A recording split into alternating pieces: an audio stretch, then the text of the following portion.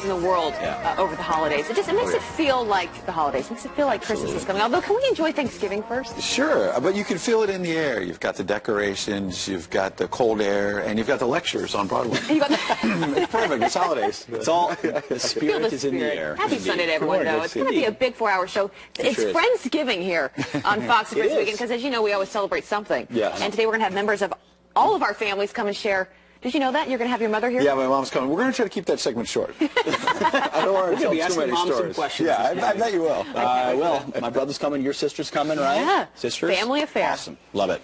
All right, we're going to move on a little bit. President-elect Donald Trump spending the weekend stacking his team, now starting to look outside his inner circle to fill some top posts. Yeah, but among his marathon meetings, Mr. Trump trying to mend some fences yesterday with Mitt Romney. And our man in Washington all over the story, Garrett Tenney, with what roles could be filled out today. Good morning, Garrett. Good morning. Hey, good morning, y'all. You know, it'd be hard to get much further outside of Mr. Trump's inner circle than Mitt Romney. Yesterday, though, the one-time rivals met for nearly an hour and a half at Trump National Golf Club in New Jersey. It was the president-elect's longest meeting of the day, and we're told it was a wide-ranging discussion.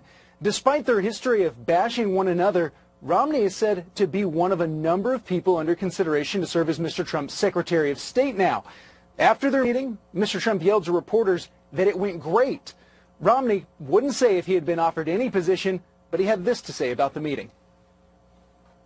I appreciate the chance to speak with the president-elect and look forward to the coming administration. We had a far-reaching conversation with regards to the various theaters in the world where there are interests of the United States of real significance. Now, Mr. Trump had a number of meetings yesterday, including with Michelle Rhee, the former chancellor of D.C. Public Schools, who's been mentioned as a potential pick for education secretary. He also met with Robert Woodson, who works on community-based anti-poverty programs, and Todd Ricketts, who is an owner of the world champion Chicago Cubs. His other big meeting of the day, though, was with retired Marine General James Mattis, who senior transition officials tell us is a very strong candidate for Secretary of Defense. After their meeting, Trump was clearly impressed as well. All I can say is he is the real deal. He's just a brilliant, wonderful man. What a career, and we're going to see what happens. Now, Mr. Trump went on to say that we will likely hear some news later today about additional picks for his cabinet as well. So keep your eyes and ears out for that. All right, Garrett Tenney in Washington. We'll be all over the story, and we appreciate you doing that for us this We morning. got 4 hours to go. Maybe he'll make the announcement on our show. Maybe. We'll look for it. But it is interesting, right? I mean, folks are coming to New Jersey, coming out the door. He's greeting them. I mean, have you seen anything like this before, Ed? No, I haven't, and I hope Chris Christie doesn't hit traffic or anything on the way there. Wait, I'm sorry. Too soon, Ed. No, it's not too soon. No, it's not. No, I'm just kidding. I think he's still, I've talked to people in transition who say that Chris Christie, despite Bridgegate, despite some mention there with the president-elect about the transition, he was upset, Donald Trump in private, that Christie appeared to be stalking the transition team early on with not just loyalists, but some lobbyists that ran counter to the message. But I'm told that he's still in serious consideration for a position. Also, Jared Kushner, that connection, who is the son-in-law for Mr. Trump. Yeah. Jared's dad, who's is he in jail now, or no, he was in jail, but Chris Christie was a big figure in putting him behind bars, so that clearly has got to play some sort of role. I think Rudy Giuliani coming today, he's somebody who has been right by Donald Trump's side from the beginning of this campaign. He took a lot of heat from critics saying he's doubling down on Trump, and he was vindicated in the end. But will he be Secretary of State, or will it be Mitt Romney? And I think Mad Dog Mattis, as you call him. Well, exactly. So Giuliani, I mean, obviously he's been a top pick, a loyalist from the beginning. Everyone sees a position for him. It's curious to see Romney there. He wants Secretary of State. We'll see how that plays out. You think he does? You think Romney wants it? Well, I don't know. I mean, that's what the news reports are. Why else would he come all this way? I don't know. I mean, but James Mattis, if Mad Dog Mattis was Secretary of Defense, the military community would go apoplectically happy, positive. This guy's a warfighter. He's the opposite of what Obama's been.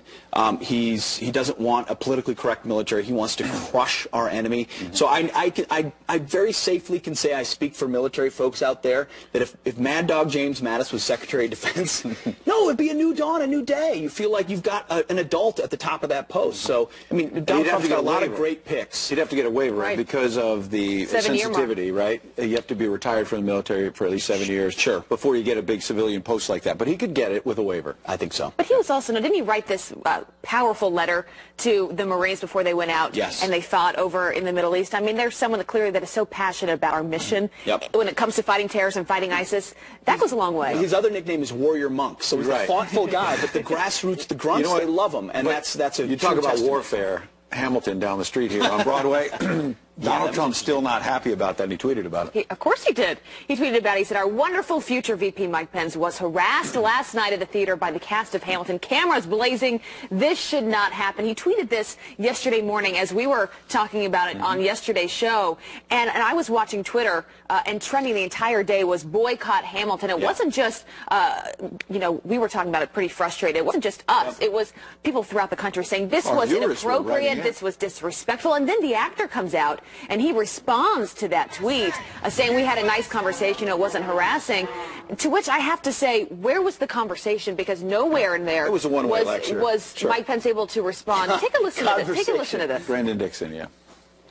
Everybody kind of thought about what it meant, considering our show and considering the kinds of things that the platform that he and Trump ran on, and what we wanted to say, if we wanted to say anything. And we really thought this was an important moment to really say something, and, you know, to get in front of an individual with whom we feel we have differences, and to make sure that he hears and that he sees us and that he recognizes the importance of the story we told. The only way that we begin to find a common ground is if we can speak with one another, if we can empathize with one another. And so it was important that we did this, and I'm so glad that we had the opportunity, and I'm so glad that he stayed, because he stayed and he listened, and I truly appreciate him doing that. That was a good point there, that the Vice President-elect, Mike Pence, did not storm out or anything. Yeah. No. Even though he was being lectured, it probably was not why he went to Broadway. But to my point, he listened and then moved on and did not make a scene. Yeah, but there was no conversation. In the sense that he took the high road, I think, the Vice President. They go low? Yeah, but his whole point there was, I'm so glad he listened. The only way we move forward is if we come together and have these meaningful conversations. Where there was the response from Mike Pence? Well, you know, that's there was a no conversation. response. I mean, so I was actually, we're going to play it later on in the show. I went over to Hamilton yesterday and interviewed people outside in the line to see what they thought. Of course you did, Pete. Of course I did. Asked some questions, but there were some protests outside. People frustrated. I mean, you go to an event, you want theater. You don't want political speech. We call it Pete on the Street, and it's going to be a new segment. Is that a new thing? Yeah, I think it's a thing. I think it's pretty good. And we want to get your comments, because they've been coming in since yesterday. Friends at foxnews.com. We're going to read more later in the show. Indeed.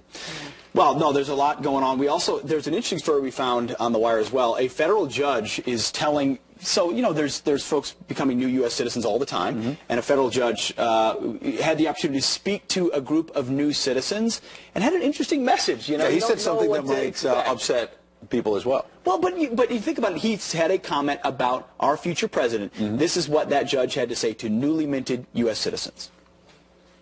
I can assure you that whether you voted for him or you did not vote for him, if you are a citizen of the United States, he is your president, and he will be your president. And if you do not like that, you need to go to another country. You know, good for him. I think it would be better if he had said, if you don't like that, you can go to another country, because this is a free country.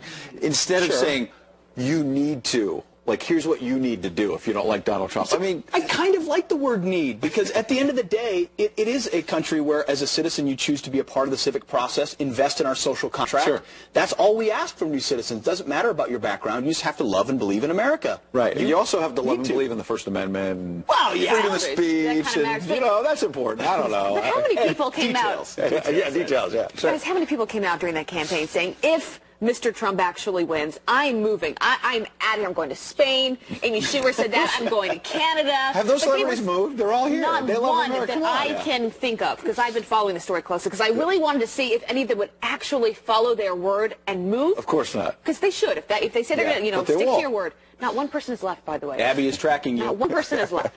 I'm just saying. All right, we do have some other headlines to get to this morning. Starting with this, an extreme weather warning, heavy snow and strong winds battering the Northeast after a deadly blizzard dumped more than a foot of snow in the Midwest. Wind gusting 50 to 70 miles per hour, creating dangerous whiteout conditions. Minnesota State Patrol responding to hundreds of crashes and spinouts as drivers get pelted by snow and slush. Icy roads now to blame for 3 deaths. President Obama entering the final day of his last foreign trip as president. He is meeting with leaders in Lima, Peru, to answer questions about President-elect Donald Trump's trade policy, telling everyone to chill out. Listen. Don't just assume the worst. Wait until the administration's in place, it's actually putting its policies together, and then you can make your judgments. President Obama will be back in Washington, D.C. tomorrow. And Trump Tower will trump the White House for future First Lady Melania Trump and her son Barron. The pair reportedly not moving into the White House. That is according to the New York Post. Instead, President-elect Donald Trump's wife and their 10-year-old son, they're going to stay in their New York City penthouse so Barron can keep attending his private school here in New York. Melania will travel to the White House as needed. Those are some of your headlines. Yeah, we weren't sure what she was going to decide to do, and I know she sat down with First Lady Michelle Obama about, how important it is to make sure your kids are still raised with somewhat of a normal life. Got to keep, that's obviously important, regardless whether you're president or not. It's a personal decision, too. Of course it is, yeah, absolutely. Now, he's in line to be America's next Attorney General, but the media is already labeling Alabama Senator Jeff Sessions a racist. No. Good morning. The mainstream media not letting up on Senator Jeff Sessions, pummeling President-elect Trump's Attorney General choice this weekend with allegations, of course, of racism. Yep, claims of racism abound, but Congressman Gary Palmer of Alabama says that's not the Sessions that he knows. Palmer is a longtime friend of Jeff Sessions, who endorsed him for Congress in 2014, and he joins us now. Congressman, good morning. Good morning. Well, tell us about the Jeff Sessions you know. Well, I've known Senator Sessions since he got elected Attorney General of the state of Alabama, and he's a wonderful guy. He has changed the least of any person in politics that I've ever been around, and I just think he will make an outstanding Attorney General, and these charges of racism are totally made up. What is it about him that is engendering this kind of response from the left, this almost universal chorus of racism? Why are they making this claim so boisterously? I think the thing that concerns liberals is that Senator Sessions will clean up the Department of Justice. And what we've seen over the last 8 years has undermined public confidence. And Senator Sessions is a law and order guy. He shows no favorites. He will clean up the Department of Justice, and I think that's the biggest problem that they have with him. And they're making up these charges to try to keep him from taking that office. So, Congressman, you're making a case about policy, because that's, of course, what this is all about, the policies that this administration or Attorney General Sessions would pursue. But the left is not making a policy argument. They're making a character assassination argument. It's sort of like, when did you stop beating your wife type of argument. How do you prove this case when everyone around him, yourself included, people that know him, say, hey, this is a great guy, certainly not a racist? What would you say to those critics that are pointing that finger right now? I'd say look at how he's conducted himself as a U.S. Senator. William Smith was his chief counsel on the Senate Judiciary Committee. He was the first African-American to ever hold that post. William is now my chief of staff. And I can tell you that Senator Sessions loves William. He's been very fair with everybody that he's worked with. And then in regard to what's going on here, it's not a policy debate here, Pete. They're trying to play the race card. They did this during the election, and it didn't work in the election. It's not going to work here. So you don't feel like it's going to work here. How do you feel as far as his Senate confirmation? Do you think any of this puts him in jeopardy, or is this sort of media's hyperventilation? I think it's going to be the Democrats' hyperventilation, but I don't think it's going to stop his confirmation.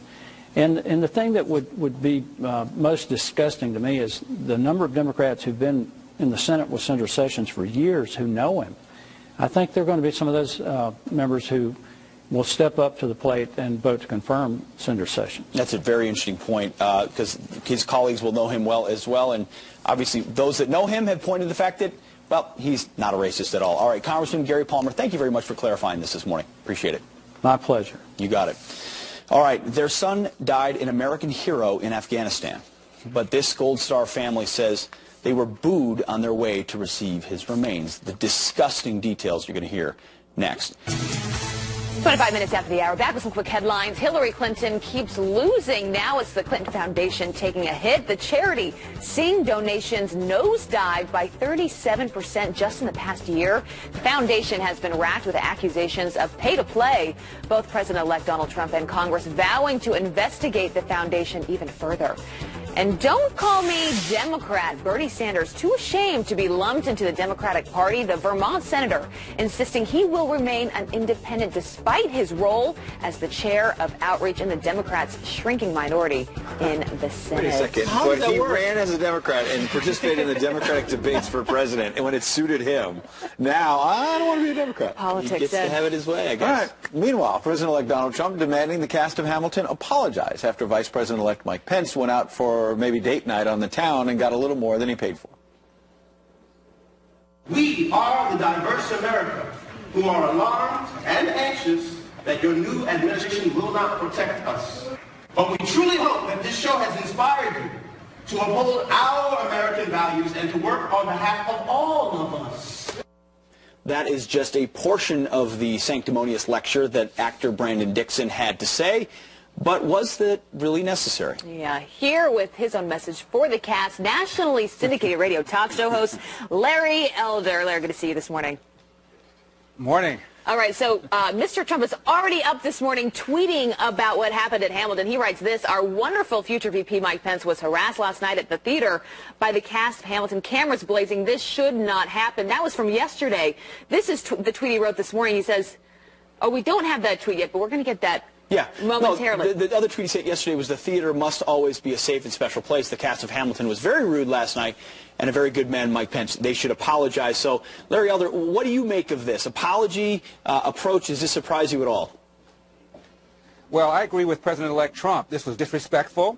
I think even outrageous. I mean, my goodness, the man goes to a play and a lecture breaks out. And he's lectured by this cast member, apparently with the support of every single other one of the cast members, on diversity and on protecting America. Regarding diversity, this is a play whose producers once sent out a casting call asking for only non-white actors. Right. And regarding protecting, on the third week of January, Messrs. Trump and Pence are going to take an oath of office to protect and defend the Constitution. So to get a lecture about that from some left-wing stage actor is pretty rude, in my opinion. And regarding protecting, suppose I were a cast member and I looked fetching in one of those white hats, and I didn't like the Iran deal or the Iraq bug out or the failure to properly vet some of these Syrian refugees, and I felt Obama wasn't protecting us. And by the way, Obama did see the play, and I lectured Obama. I wouldn't work again. Yeah. All right, so we do have Mr. Trump's tweet that came out this morning. I'm going to read it to you. He says, the cast and producers of Hamilton, which I hear is highly overrated, should immediately apologize to Mike Pence for their terrible behavior. Your reaction to that, sir? Well, you remember when Ben Carson at the National Prayer Breakfast turned to Obama and gave him a lecture about Obamacare? The White House was furious and demanded that he apologize. And when Joe Wilson made the outburst and said you lie during the State of the Union speech, left-wing columnist with the New York Times, Maureen Dowd, called it shamefully disgraceful and said it was race-based. Now, is this race-based, or has it only happened when the person doing the act is white and the receiver is black? Does it work the other way around? Can you call this race-based? There you go. Yeah, and also you have, Larry, Lieutenant General Flynn now appointed National Security Advisor, and critics on the left are saying his comments about Muslims have been insensitive as well. I want you to address that, but also beyond these controversies, whether it be Sessions, Jeff Sessions or Hamilton, now Mike Flynn as well. What do you think the president-elect should do moving forward to try to kind of heal some of these divisions? It's not helping that the left keeps attacking, but people are upset. What does he need to do to move forward here? Frankly, I think he needs to call out the left for their own racism. There's a story about Chuck Schumer, for example, who's leading the charge against Jeff Sessions. In 1974, when he was running for state attorney in New York, there was a group of neighbors in Flatbush, New York, that wanted some blacks out. He proposed to refurbish the tenement where the blacks were living. They'd have to be offered a chance to come back, but they'd be too expensive, and the blacks wouldn't be able to afford it, and therefore the blacks would be gotten rid of. And a man who was at the meeting named Jay Homnick wrote about it, and crickets. Nobody has ever said a word about Chuck Schumer about this alleged racism. Larry, let me just... There's all sorts of stuff. Okay, right. There's all sorts of stuff on both sides. But my question really is, you know, okay, so we're going to spend the next 4 years with both sides just saying you're more racist than I am. Unfortunately, that's how the Democrats are. They play the race card because they can't talk about policy. They can't argue that Jeff Sessions has something in his background that would make him be a bad AG. They're going to call him a racist. That's what Democrats do. That's the playbook 101. You're a bigot, you're a racist, you're a Zippo. We heard Hillary say it. Trump supporters are a basket of deplorables. They're irredeemable. President Obama, when he was running in 2008, went to the Midwest and said they cling to guns and religion. That's how they are. So unfortunately, you know, I think there's no be a long denying 4 years, if not 8 years. I think there's no denying what happened at Hamilton was disrespectful. It was inappropriate. But I think, to Ed's point, too, there is something to both sides coming together and actually having a conversation and letting Vice President-elect Mike Pence actually have a response and enjoy a show with his family. Good to have you here, though, sir. Thanks, Larry. Right. And real quickly, it could have been worse. It could have been worse. After all, Abraham Lincoln had a rougher time at a play. Yeah, all right. That might be too soon. Okay, a little too soon. Thanks, Larry. Too soon. Thanks, too Larry. soon. First, they waged a war on Christmas. Now the PC police are back. They're going after Good Friday? Really? You'll never believe what they're trying to rename it as. Plus, President-elect Trump extending the olive branch, this time to Mitt Romney. Interesting. But does their 90-minute meeting mean he's a shoo-in for the Trump administration? Our political panel is going to break down that assessment for you next.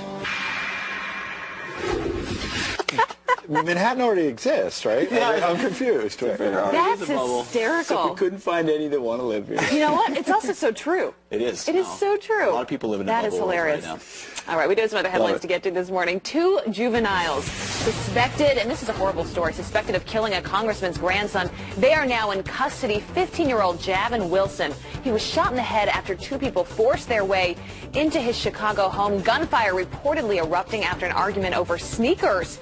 Illinois Representative Danny Davis addressing the gun violence that has plagued that city, but just turned personal, saying, quote, it becomes a part of the culture and an environment that has got to change. And Congress wants answers after reports surfaced that 2 top Obama administration officials want NSA Director Admiral Michael Rogers out. Representative Devin Nunes sending a letter to Defense Secretary Ash Carter and Director of National Intelligence James Clapper asking them to appear before Congress to discuss that report. Rogers is rumored to be a lead contender to replace Clapper as the Director of National Intelligence in the Trump administration.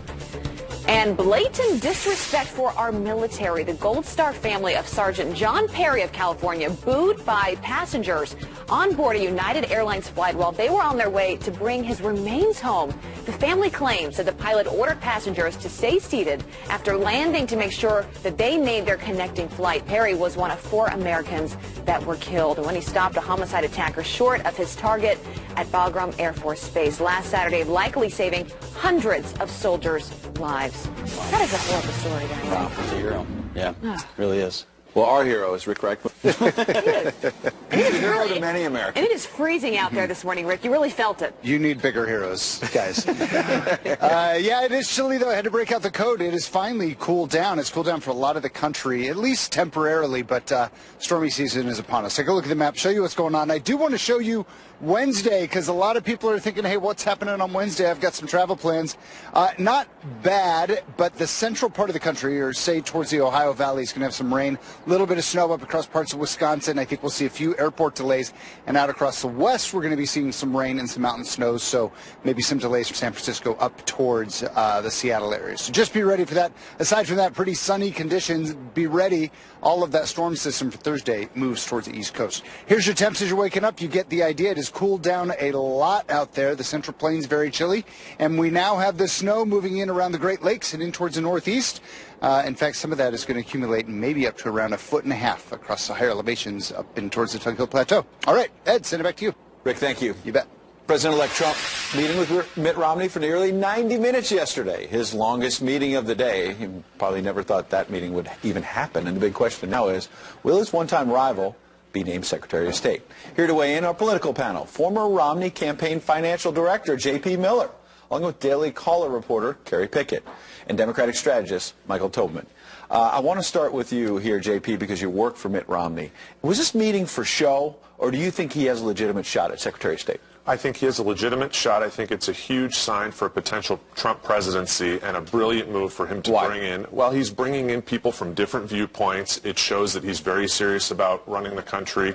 And Mitt has certainly had differences of opinion with him on a number of issues. And this is, I think, a brilliant move for Trump to potentially bring in a team of rivals to advise him in his cabinet. But, Kerry, every time I tweet at Ed Henry about Mitt Romney and Donald Trump meeting, I get all kinds of tweets saying Romney called him a fraud, a phony. What is the deal? Do not go to the middle, Donald Trump. Do you think it's a mistake? I mean, he called Donald Trump a fraud and a phony. Indeed. But you know what? It isn't even just the name calling that I think that will have Donald Trump maybe not necessarily putting him in his cabinet. He also actively opposed him, didn't really help him when he was threatened over in Utah by a third-party candidate. But he may perhaps throw him a bone, maybe an ambassadorship, maybe go further perhaps with problems over... So maybe there's a middle step here. Yeah, like a USAID perhaps. But, Mike, you know, this kind of idea of a team of rivals, Barack Obama tried it when I was covering that transition, 2008 to 2009. Did it work out with Hillary Clinton? I think it did. I don't think it worked out for Clinton's subsequent presidential aspirations. But having that division within the cabinet. I absolutely think so, and I think the bigger position, to respectfully disagree with my colleague, the bigger the position Romney is offered, the bigger person and President-elect Trump looks like. All the name-calling, all the vitriol, all the nastiness, that was yesterday, and you get to rewrite history and recast it because that was a campaign in the silly season, and now it's time to govern. And a lot of the Trump campaign was a conversation internal to the Republican Party, so this is a way to really mend those fences. All right. Good insights from all of you. We appreciate it. Thanks for coming in. Thank you. Sure. President-elect Donald Trump has always been clear on his plans to combat Islamic extremism. Our next guest is a Muslim American who did not vote for Trump and says she couldn't agree more with what he's saying there, though.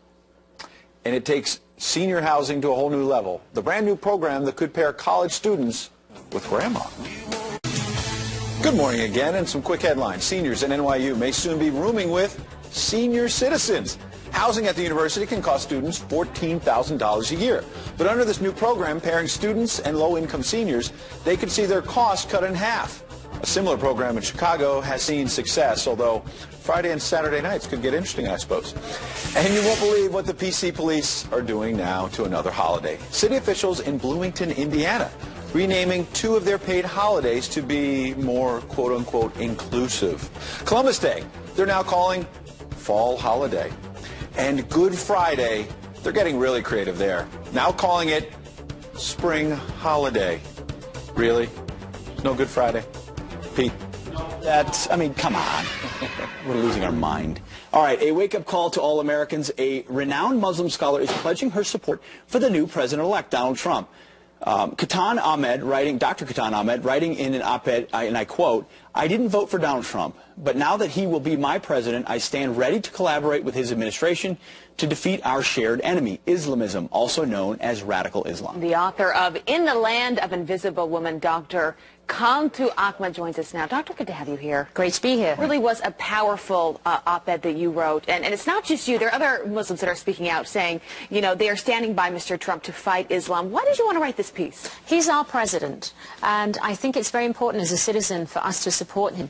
I'm actually invigorated with the possibilities of Trump administration. It's an opportunity for us to take a fresh look at Islamism, the totalitarian ideology that masquerades as Islam, and come up with solutions to defeat it. Have you been criticized for writing that piece?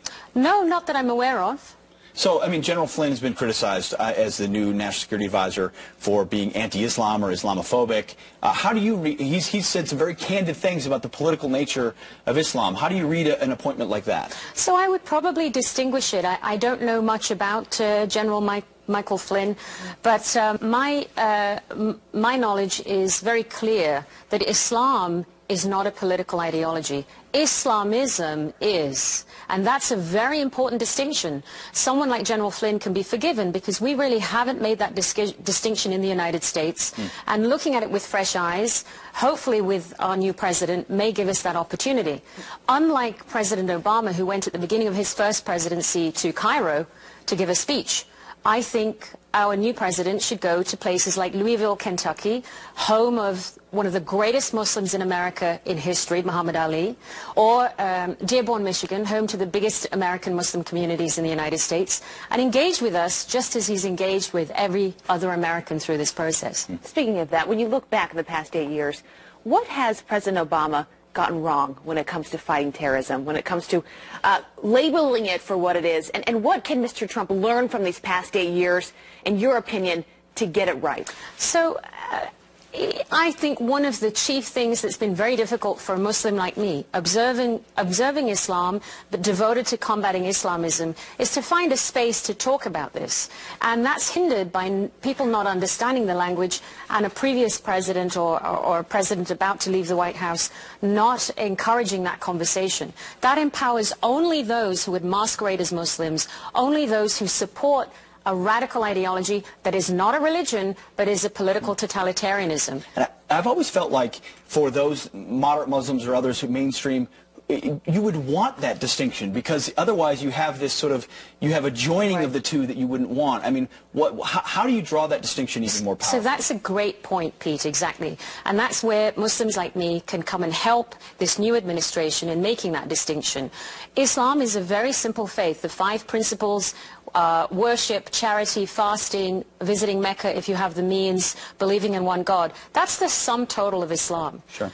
Islamism is seeking to overturn the existing world order and is a direct threat to secular liberal democracies everywhere. There's no mistake about that. It's a very big distinction. And what can the Muslim community quickly do to help? We must give the new president a chance. Islam has a tremendous tradition of welcoming a guest. We must allow President Trump to come into our communities and talk to us and have these dialogues and support him in these efforts. Dr. Hammond, very important message. Thank you very much. My pleasure. For being with us this morning. Thank you so much. You got it.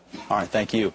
Coming up, what kind of advice can an NCAA champion basketball coach have for Donald Trump? We're going to ask Kentucky Wildcats coach John Calipari what it takes to put together a winning team. And after Vice President-elect Mike Pence received a liberal lecture from the cast of Hamilton, he had a conversation with some showgoers yesterday. The theme of the show is brotherhood and loving, and I don't believe Pence feels that way. Do you think Mike Pence is a racist?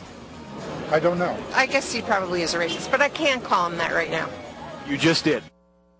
So we've got, it's Friendsgiving today. We're having friends. My brother's here. I can see him on my periphery. He's distracting me. This is my other brother, Nate, sleeping at the Thanksgiving table. Are you sure that's not you? No, it's not me. I promise. So cute. So this is after he's had too much turkey. He's had too much turkey. This is another photo of my family in front of my grandmother's house there for Thanksgiving. We're having a good family Thanksgiving this morning. This is like an entire Pete show. We've got the Pete family. We've got Pete on the street, which you can't beat Pete on the street. But no, Ed, your mom is coming later on the show. Yes. It's going to be a short segment. She's not going to be able to talk a lot. You're going to say rap. We're going to be peppering mom with questions. It is Friendsgiving, though, on the show, because we always have something to celebrate. And because my sisters are going to join me as well, I'm so excited. It's going to be a big show today. And there's also a lot, as I mentioned, your mom. I can't wait to meet her. Oh, boy. Where does she live? Where's she from? My parents live on Long Island, and my dad will be here. I can already tell she's going to be a character. What is she going to make? Character would be a good word, I think. Yeah, that's a diplomatic word. She's going to make a family from her great-grandmother some sort of potato dumpling thing that, as a kid, I didn't like that much. Potato dumpling thing.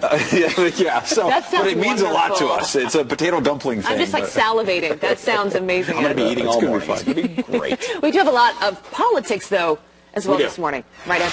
We do. President-elect Donald Trump is spending the weekend stacking his team, now starting to look outside his inner circle to fill some top posts. That's right. Mr. Trump holding a marathon of meetings, among them one with his bitter political rival, Mitt Romney. Garrett Tenney is live from Washington, D.C. with more on how they're mending the fences. Garrett, tell us about this meeting yesterday.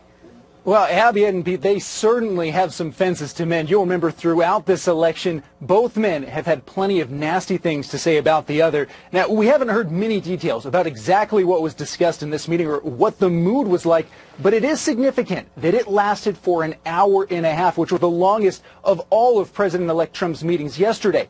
We are told it was a wide-ranging discussion, including global politics and the U.S.'s role in the world, and those are important conversations for Mr. Trump to have with Mitt Romney, who is said to be one of a number of people under consideration to serve as his Secretary of State. Now, after their meeting, Mr. Trump yelled to reporters that it went great. Romney, he wouldn't say if he had been offered any position, but he did describe the meeting like this. We had a far-reaching conversation with regards to the various theaters in the world where there are interests of the United States of real significance. I appreciate the chance to speak with the President-elect and look forward to the coming administration. Romney was one of a number of meetings Mr. Trump had with outside advisors and potential cabinet picks yesterday, including Michelle Rhee, the former chancellor of D.C. Public Schools, who's been mentioned as a potential pick for education secretary, Robert Woodson, who works on community-based anti-poverty programs, and Todd Ricketts, who is an owner of the world champion Chicago Cubs. His other big meeting of the day, though, was with retired Marine General James Mattis, who senior transition officials tell us is a, quote, very strong candidate for Secretary of Defense. Mattis succeeded David Petraeus as commander of U.S. Central Command and oversaw all military operations in Iraq and Afghanistan until he retired in 2013. After their meeting, Trump was clearly impressed. Well, we think he's a great guy. I mean, he is some great man. So we hear the outside of We'll hear some things tomorrow, I think. Now, if you could hear that, it was a little bit faint. Mr. Trump said, I think we'll hear some things tomorrow in regards to potential cabinet picks. So today, later today at some point, more could be coming from the Trump transition team. Now, Garrett, didn't I see you in the Washington Bureau with a Chicago Cubs t-shirt? I just think you should disclose these things. If we're going to definitely biased. You know, proud Chicago Cubs fan, especially this season. Other seasons, maybe not as much. Yeah. All right, love you, Garrett. Good to see you.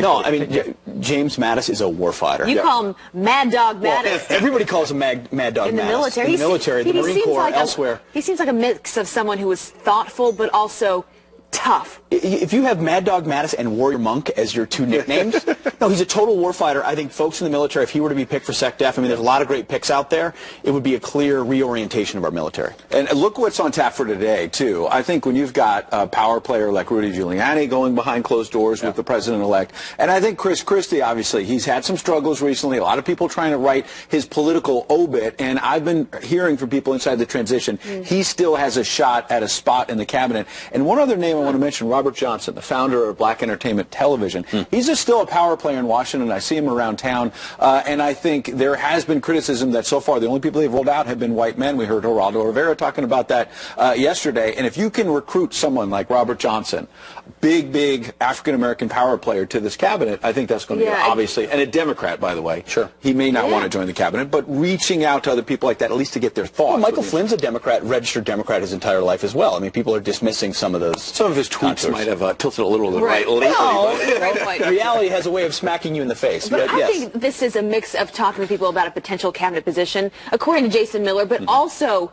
just hearing from people. You know, I think Mr. Trump is at a place now where he's like, this is a huge job. I want to get this right. I want to win this thing, as he often says. And that to do that, you've got to sit down at the table with a mix of different people, with a mix of different backgrounds, whether it is Mitt Romney or the creator of BET or Mattis. I mean, when you want to hear from people, by the way, what do? You send Pete on the street. And that's what we did yesterday, right? We say, look, let's not just talk about these stories. Let's do some reporting. And Pete went over to Broadway. Well, we did. But, you know, yesterday, obviously, our viewers, if you're watching us and you're watching this morning, you saw at Hamilton, Vice President-elect went to go see the Broadway show, Hamilton. He was booed by some when he came in. And then there was a lecture given to him after the speech telling him he needs to be a president for all Americans. And Donald Trump reacted, as he does in real time with Twitter and the medium that he has, saying, hey, you should apologize. This is a tweet just this morning from Donald Trump responding to Hamilton. He said the cast and producers of Hamilton, which I hear is highly overrated, should immediately apologize to Mike Pence for their terrible behavior. He's saying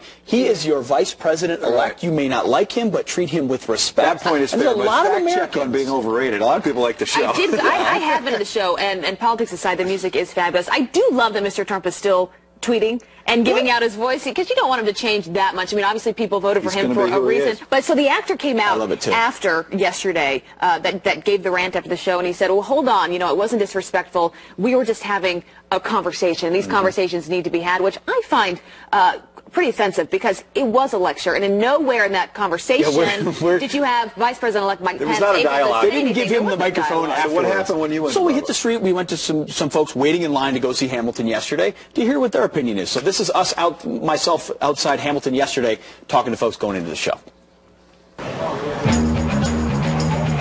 So when you go to a performance like this, are you expecting a political speech, or do you want a performance? I just want to see the performance and, step away from politics. When you come to a show that's diametrically opposed, to quote the show, of what you believe, I think it's disingenuous for the show not to speak on it, especially when they have that platform. The whole theme of the show is brotherhood and loving, and I don't believe Pence feels that way. Do you think Mike Pence is a racist?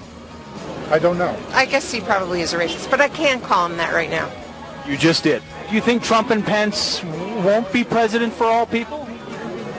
Well, he said he will be, and he'll be put to the test, and I think that's what the cast was saying at the end of the show last night. I did not vote for him. I didn't support him, but he is now going to be my president, and I wish him well. I want him to do the things he said he was going to do. When Hillary Clinton came, she was brought backstage, and the whole cast was hugging her.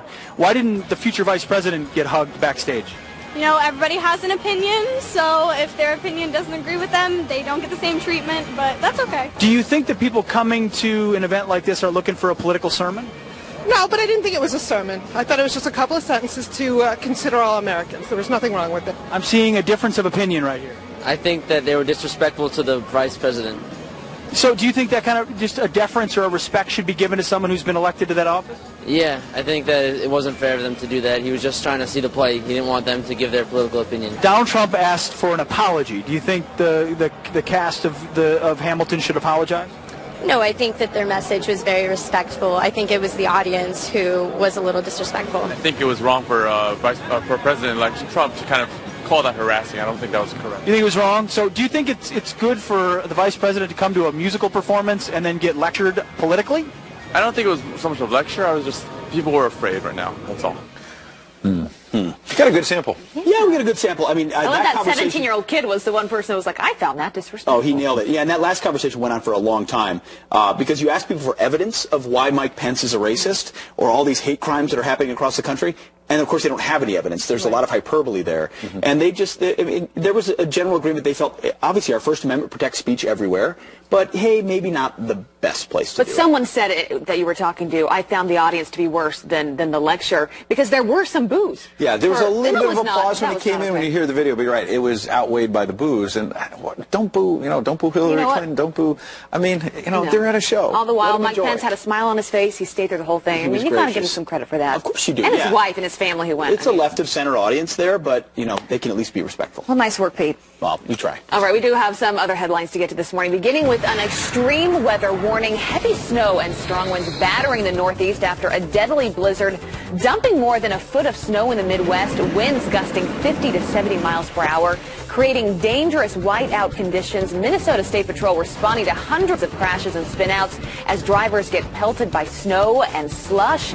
Icy roads now to blame for 3 deaths there. Well, if you're flying for the holidays, your travel plans could be disrupted as hundreds of workers at Chicago's O'Hare Airport plan to walk off the job. And just in time for Thanksgiving, baggage handlers, janitors, and wheelchair attendants plan to protest for $15 an hour. While the strike was intentionally planned for the busy travel season, the union representing the workers says they're not trying to shut down the airport. That is going to be a nightmare. President Obama entering the final day of his last foreign trip as president. He's meeting with leaders in Lima, Peru, forced to answer questions about President-elect Donald Trump's trade policy, telling everyone just to chill out. Don't just assume the worst. Wait until the administration's in place, it's actually putting its policies together, and then you can make your judgments. President Obama will be back in Washington, D.C. tomorrow. And listen to this, NASA successfully launching a game-changing weather satellite. He has surrounded himself with people like General Mike Flynn, with people like Congressman Mike Pompeo from Kansas and General Kellogg and General Mississauga. There's a ton of these folks, top flight, top quality people, not just in the military, but in all of national security. President-elect Donald Trump's choices for Attorney General, CIA Director, and National Security Advisor are clear signals that national security will be a priority for his administration. Now, for more on how his choices will keep America safe is former CIA Director and Advisor to President-elect Jim Woolsey. Mr. Director, thank you for joining us this morning. Let's start with the CIA Director. Tell us about Mike Pompeo and why he's a great pick. I talked to him yesterday at some length. I had not known him before, but it looks to be an excellent choice. First in his class at West Point, distinguished military career, distinguished legal career. I think he's going to be an excellent director of the CIA. Jim, tell me, you know the ins and outs of the CIA. What does he need to do? What needs to change? What's atop his list? Well, the CIA now, after the 2004 reorganizations following 9/11 and all that, it's a somewhat different agency than it was, and it's also seen a great deal of reorganization from its current director. So that answer to that question is a bit in flux. In part, it's going to do whatever the president wants with respect to covert action, for example. You don't do anything to try to influence events abroad in one way or another unless the president signs a finding and it's presented to the Congress. So that's not something the CIA does on its own, to put it mildly. As far as intelligence analysis and reports are concerned, the DNI is under the system, the chief intelligence advisor to the president, but he or she needs to take the arrangements to report to the president from his point of view. For example, neither President Clinton nor President Reagan had briefings in the morning. They read the intelligence because they didn't want to take the time to have somebody read it out loud to them. And different presidents have done that different ways. So they need to spend a little bit of time shaking down the way they're going to work together, and I think it'll probably work well. How about General Flynn over at the National Security Council? How do you anticipate his pick changing that agency? Well, that's, I think, also an excellent choice. One of the things I like about Mike is he has a history and background of calling it straight, and he's seen some opposition, to put it mildly, within the intelligence system when he does call it straight. But that's the first and principal job of a intelligence analyst or intelligence executive is not to get bogged down in trying to please people. And I think that is also what you want to see in the UN ambassador. I hope it's somebody like K.T. McFarland or a DNI or any other slots, of course, Defense and State. Another great name. Absolutely. Jim Woolsey, former CIA Director, thanks for sharing your expertise with us this morning. Appreciate it. All right, the mainstream media not letting up on Senator Jeff Sessions, calling him a racist. We're going to discuss more about that because that's just not true. Welcome back. Well, Democrats are now doubling down, slamming President-elect Trump's most recent administration picks as racist. Now critics are urging him to reconsider the appointment of Senator Jeff Sessions. Listen to this. He made jokes about the KKK, that he made racial slurs, used racial slurs. He's going to need a very thorough vetting. Many of those statements, they're old, but they're still troubling. All right, well, here to weigh in is Fox News contributor and the niece of Martin Luther King Jr., Dr. Alveda King. Doctor, good to see you this morning. Good morning. How are you? And good. To all of our viewers, good morning. Good morning. Yeah. So you just saw that clip we played. We've heard from the media now, members of the Democratic Party, throwing around the racist term almost like it's nothing. What do you make of that?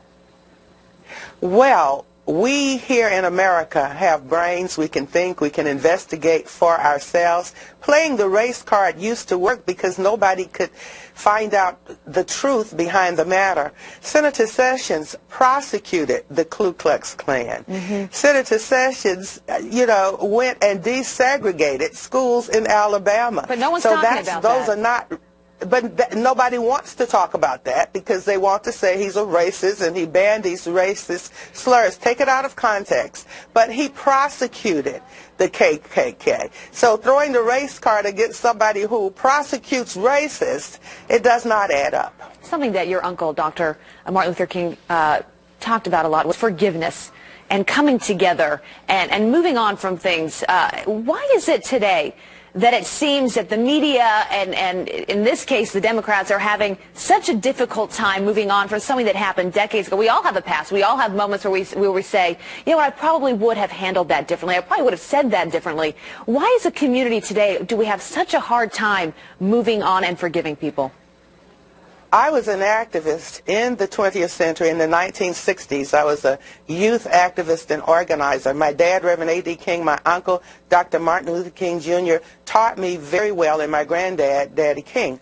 Now, George Wallace, during those times, was one of the most racist people in our history. And yet, through love, through communication, and through resisting nonviolently, George Wallace repented. And I believe the heart of the servant leader can draw that out of anybody. So that's why I'm even looking at Mr. Trump, his administration, his choices. You know, what would Jesus do? What can I say that will heal? So I'm encouraging Mr. Trump and his picks not to go on the defensive, but to assert that we want to heal America. We want to work together for America. And that's the voice that has to continue. And sanity. You know, the media did not, Kellyanne Conway is right, did not prepare us for a Trump win.